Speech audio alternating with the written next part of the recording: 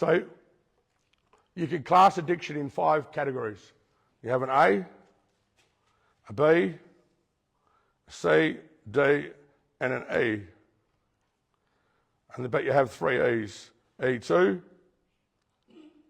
and E3. This one is an A, is when you first started off using drugs. First time you ever had a cigarette, or first time you ever had a cone, or first time you ever had a drink. You would have been 13, 14, 15, whatever the age was. You would have had an argument with your mum or your dad, or something happened, and then, or you would have moved schools, and then you go to school one day, and you've seen the cool kids from a distance. You felt like you didn't fit here, didn't fit with mum, didn't fit with dad, and then the cool kid's there, and they say, hey, do you want a cone, or do you want a drink, or do you want a cigarette? You would have heard one voice say, don't do it, and you would have heard another voice say, oh, it's okay, you won't hurt anybody, and then you had the cigarette. You remember your first time? You heard a voice say, don't do it. The other voice said, oh, it's okay. So then you have the cigarette, and you feel the euphoria of the cigarette, the drug goes over the top, covers up the anger in your heart, and now you feel like you fit around these cool kids. And then you're on your way home, and you hear the voice tell your mum, and you hear this other voice, oh, it's okay, you didn't hurt anybody. So you don't tell anybody. Your brain.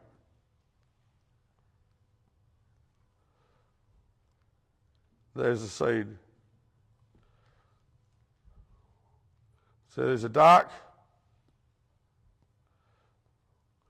and there's a light. From the day you're born to the day you die, you're being programmed. They follow you.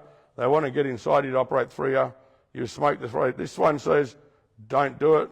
This one says, okay, it's okay, you don't hurt anybody, so you have it. You go home, you feel guilty.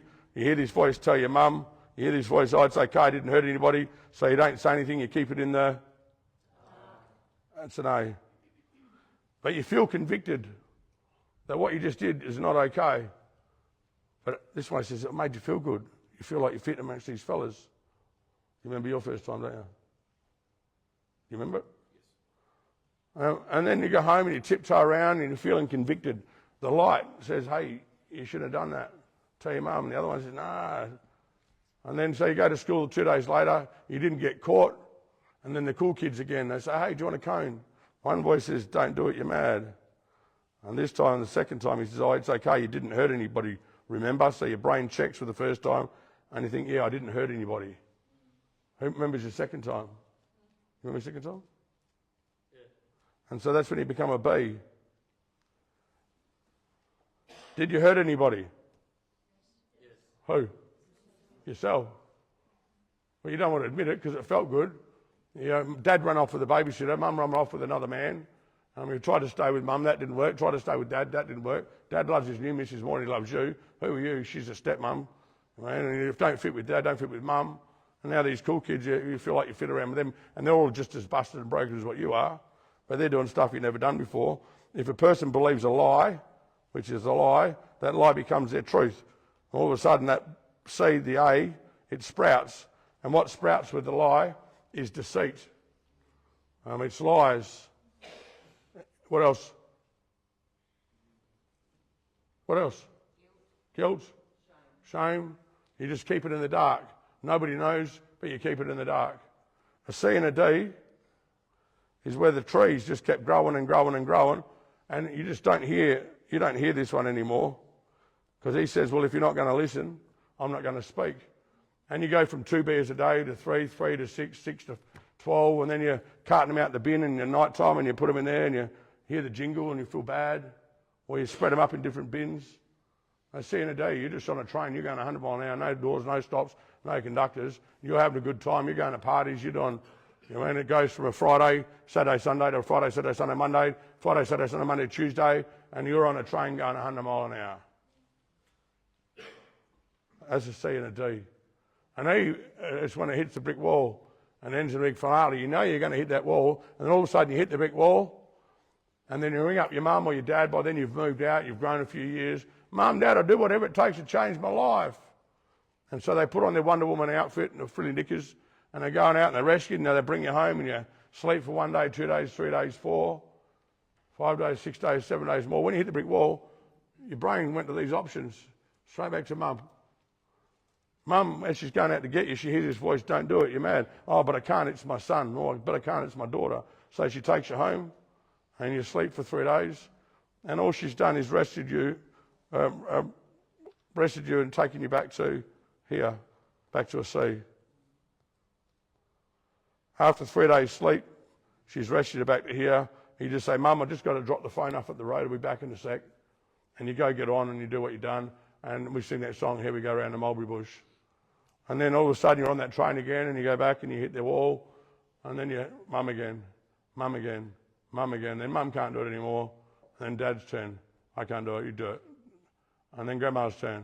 Then Mum's turn. Then Grandma's turn.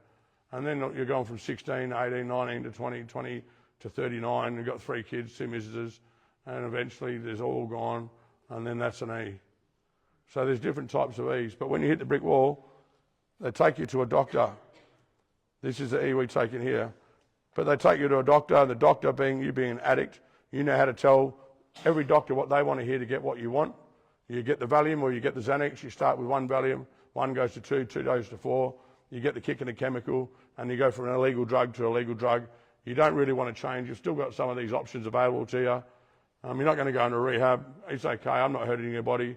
But the problem is all the damage in here, you need to cover it up with something, because if you don't cover it up with something, you ain't going to function. And so you just keep sticking picks down, smoking pipes, popping pills, illegal drugs. E2, if you want to keep relying on illegal drugs, like antidepressants and benzos and all that sort of stuff, this isn't the place for you here. There's other rehabs will help you that will give you prescription medication, but personally, I don't think that's good for you, going from an illegal drug to a legal drug, because you're an addict and you self-medicate. You justify, well, I'm not drinking alcohol, but I'm just smoking cones. Well, I'm not smoking cones, I'm just drinking beer. Well, if I'm not drinking beer, then and you just go from one drug to the next drug to the next drug. All drugs, because you've got an addictive nature. Don't try and justify yourself because you're not using that one and you're using this one. They're all just no good. But you need something to cover up the crap that's in your heart, otherwise you don't know how to function. And then if the illegal drugs don't work, then you want to use the legal drugs, because you don't know how to deal with all the stuff that's in here. E2s, we can't help E2s, they're not for here. Every rehab are doing their best with what they know, and there are rehab organisations that help deal with E2s. People with schizophrenia would come under an E2, you know, or mental health organisations would come under E2s. They're doing a good job, but we can't have E2s here. And E3s are prisons, what we build prisons for. They will rape you, they will break in your house, they'll steal your car, they've got no conscience. Some people actually belong in prison. At the moment we're putting all 3 E's in the prison system, but when you put a person in prison, they've got to learn to project an image that people perceive to fit with where you are, and you conform to the culture and the environment you're in, and you adjust to that culture. And what's a standard norm in a prison, over time becomes a standard norm for you. When you get out of prison, even though you're out of prison, you're still in prison. Your thinking has changed, your speech has changed. You can take the prisoner out of prison, but then you've got to get the prisoner out of the prisoner.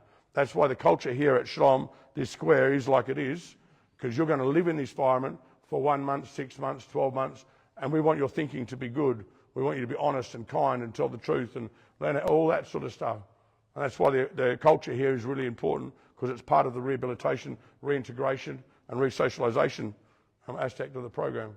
You get it? Yes. So that's not an E. I mean, if families, they knew, like there would have been many times that this bloke went to help this fella, and he goes to help him, and he heard a voice, don't, but I can't, it's my son. And no dad wants to see their son going down that road, and there's so many times where he's blamed his dad and spat at his dad and said, well, I'm like this because of you, you know? And he says whatever he can to get his outcome. But he knows at the end of the day, he is where he is because of the decisions he's made. In life, he has faced circumstances that he didn't create. But every circumstance you face determines the choice you make. You are where you are because of your choices. You can't blame somebody else for why you are like you are. Understood?